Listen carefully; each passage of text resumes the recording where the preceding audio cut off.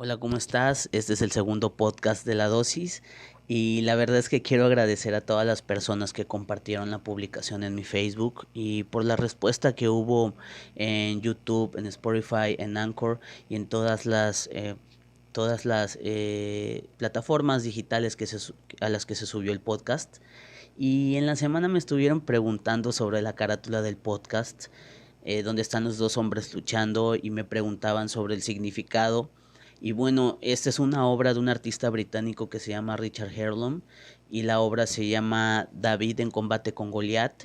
No es una pintura como tal, es una técnica que se llama media tinta, que es otro proceso para hacer arte y que aún se sigue utilizando. Y vamos a entrar de lleno al episodio de esta semana, pero antes quisiera mencionar que en mi iglesia Pan de Vida aquí en Tampico se ha levantado un movimiento intercesor muy fuerte y quiero agradecer a cada una de las personas que están intercediendo en esta cuarentena y a todo el equipo que se esfuerza y que se para en la madrugada para interceder. Y un abrazo especial al pastor Julio Piñeiro por tan gran labor. Y estoy muy sorprendido de las cosas que están sucediendo por ahí en redes sociales. Andan circulando fotografías, testimonios, gente que está siendo sanada. Y bueno, ahora sí vamos a empezar de lleno con este episodio que se llama Olivos Silvestres.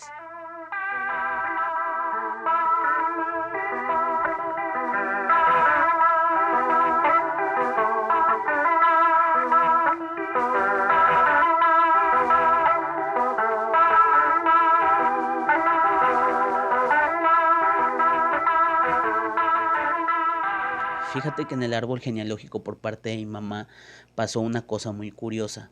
Mis dos bisabuelas por parte de ella son totalmente diferentes. La mamá de mi abuelo era una mujer con raíces indígenas, era una mujer preciosa. Mi familia y yo nos teníamos que trasladar hasta un pueblito llamado La Ceiba, que es un pueblo perteneciente al estado de Puebla, y teníamos que recorrer 1 hora y media para llegar con mamá Hermila, así le decíamos de cariño.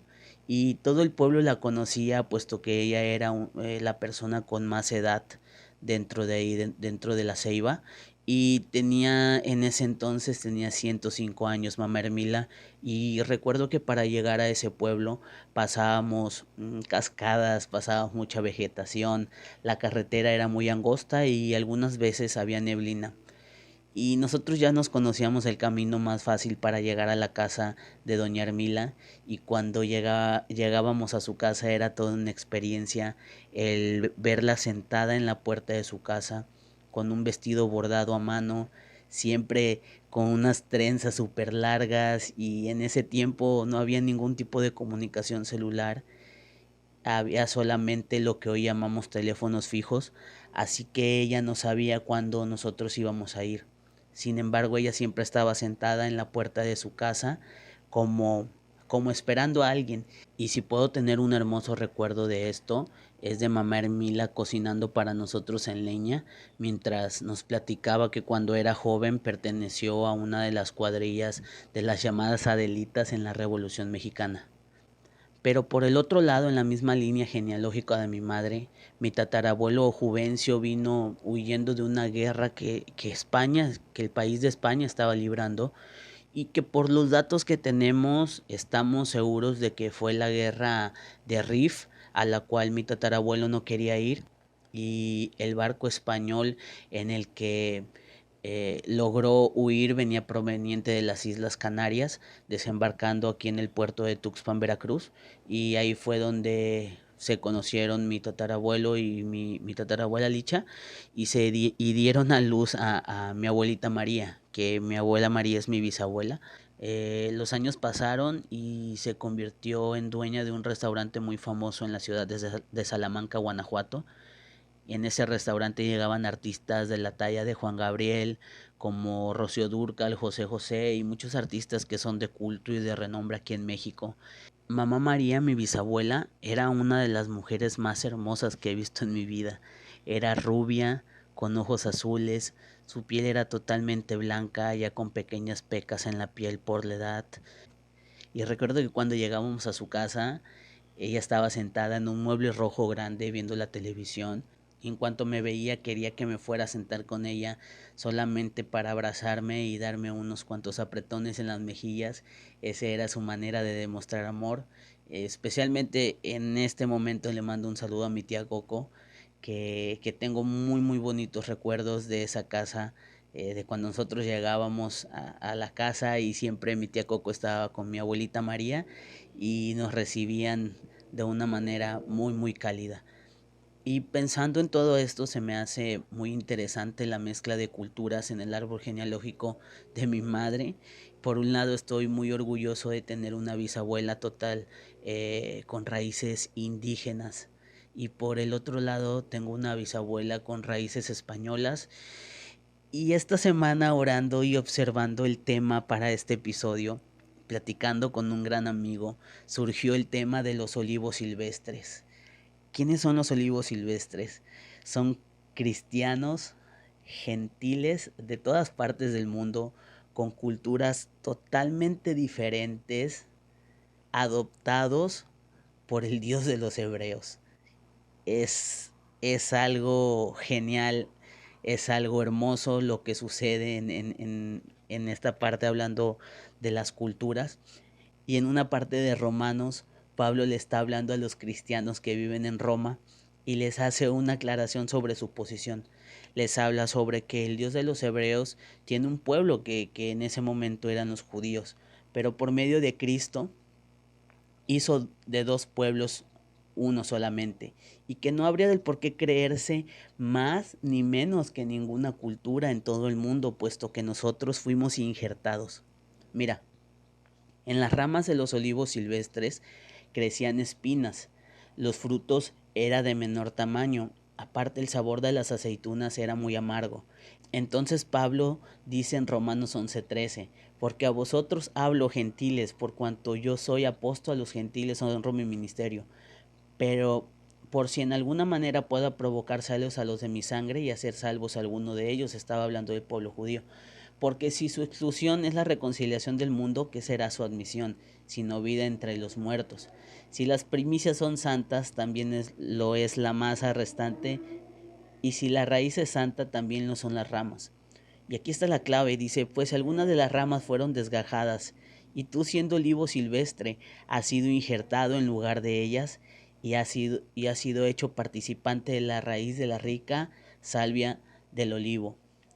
No te jactes contra las ramas, y si te jactas, sabes que no sustentas tú a la raíz, sino la raíz a ti. Y después, unos versículos más enfrente, dice, bien, por su incredulidad fueron desgajadas, pero tú por la fe estás en pie. No te ensorbezcas, sino teme. Todo esto es increíble y me quedo fascinado de que nosotros, teniendo otra cultura, fuimos adoptados por el Dios de Israel, y me produce un sentimiento de alegría ver cómo Dios voltea a nosotros, a uno siguiendo las tradiciones hebreas y judías que su pueblo seguía.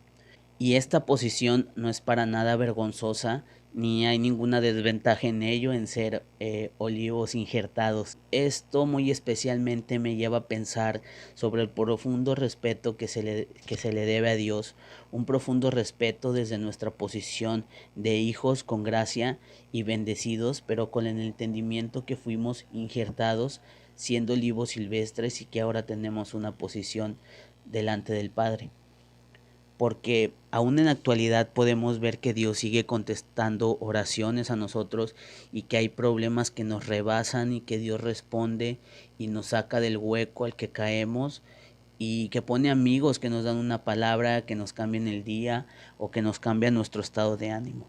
Y en la semana leía a un hermano de la iglesia escribir que necesitamos cambiar nuestra oración. Escribía que hay oraciones en las que se le busca mandar a Dios, ordenándole a Dios lo que debía de hacer, pero que hay otro tipo de oraciones en las que se le solicita a Dios su favor desde otra perspectiva. Y en Mateo 8:2 hay un modelo de oración que no había visto, que se me hace súper interesante, y es la oración de una persona enferma, y es hecha desde lo más profundo de su corazón. Dice Mateo 8:2 que en esto se le acercó un hombre enfermo de lepra a Jesús, el cual se puso de rodillas delante de él y le dijo, Señor, si quieres, puedes limpiarme de mi enfermedad. La intención de las palabras de la persona enferma de lepra fueron de sumo respeto. Si quieres. No le ordenó, no gritó como Moisés, no hizo una oración tratando de manipular a Dios. Le dijo, Dios, si quieres, imagínate. Dios, si quieres, ayuda a mi familia. Dios, si quieres, bendice mi trabajo. Dios, si quieres, ayúdame a salir de este problema. Pero lo padre de todo esto viene a continuación. Jesús lo tocó con la mano y le dijo, quiero, queda limpio. Solo imagina las posibilidades y los caminos que Dios puede abrir con este tipo de oraciones, con esta posición, desde la posición de gracia que nosotros tenemos, desde la posición de amor que Dios nos da, haciendo este tipo de oraciones con sumo respeto. Jesús, si tú quieres, si tú quieres, ayúdame en este problema. Pero la respuesta ya está y Jesús dice quiero, queda limpio. Te abrazo a la distancia, en serio, gracias por escuchar este podcast. Este podcast está hecho en fechas de cuarentena y bueno, ya falta menos para salir de nuestras casas. Recuerda que estoy en Facebook como César Ramírez, me agregas y ahí te acepto. En YouTube como La Dosis Podcast, en Spotify como La Dosis Podcast y nos vemos el siguiente episodio por acá. Te abrazo, chao.